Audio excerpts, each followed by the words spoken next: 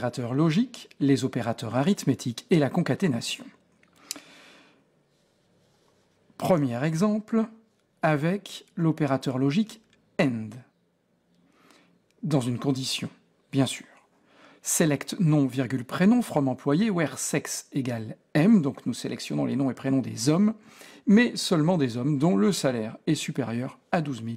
Si j'exécute cette requête, j'obtiens Robert, le seul homme dont le salaire dépasse 12 000. Deuxième exemple, avec l'opérateur logique OR, le OU. Select nom prénom from employé where sex égale M, donc cette fois-ci toujours les hommes, mais cette fois-ci où le salaire est supérieur à 12 000. Ou bien ce sont des hommes et le salaire est quelconque, ou bien le salaire est supérieur à 12 000 et le sexe est quelconque, homme ou femme. Si j'exécute cette requête, j'ai presque tout le monde. Il ne me manque que Aline, parce que Aline est une femme et le salaire de 8005 est inférieur à 12 000, donc elle n'apparaît pas.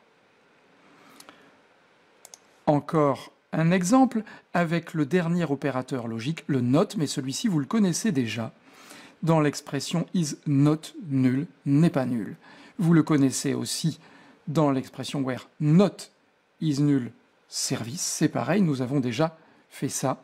Donc, trois opérateurs logiques, AND, OR et NOT. Le OR est un OU inclusif. C'est un peu le fromage ou dessert du restaurant. Si vous payez un supplément, vous avez le fromage et le dessert, en réalité. Ça n'est pas un OU exclusif. Encore un exemple, cette fois avec des opérateurs arithmétiques. Il existe tous les opérateurs arithmétiques classiques en langage SQL. Plus, moins, multiplier l'étoile, diviser le slash, et pourcent le modulo, c'est-à-dire le reste de la division euclidienne. Ici, je vous montre la multiplication. Select nom, prénom, from employé, where salaire x 12, vous voyez, on suppose que le salaire est mensuel, donc le salaire annuel inférieur à 150 000, where salaire x 12 inférieur à 150 000, eh bien, ça donne uniquement Aline et Max. Dernier exemple, la concaténation.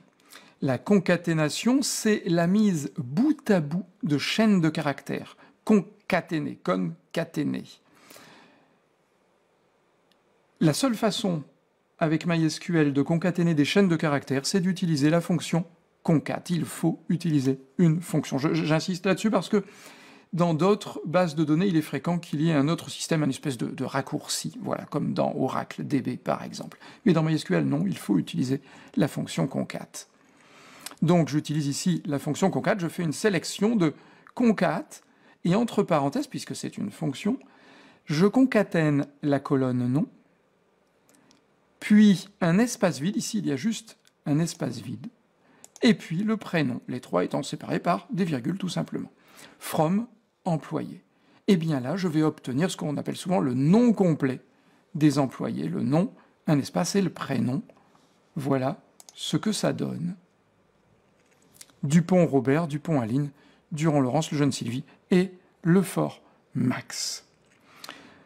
Regardez l'intitulé de colonne, c'est la fonction. Parce que nous avons fait une requête select concat. En fait, ce que nous sélectionnons, c'est ça.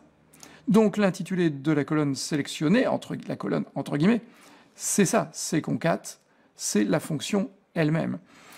Ça déjà, c'est pas très joli, mais en plus de ne pas être esthétique, c'est un problème lorsque nous voudrons faire ce type de requête en PHP, parce qu'avec PHP, on récupère les noms de colonnes qui doivent pouvoir correspondre à des noms de variables en PHP. Et en PHP, on ne peut pas faire une variable avec des parenthèses, des cotes, c'est impossible.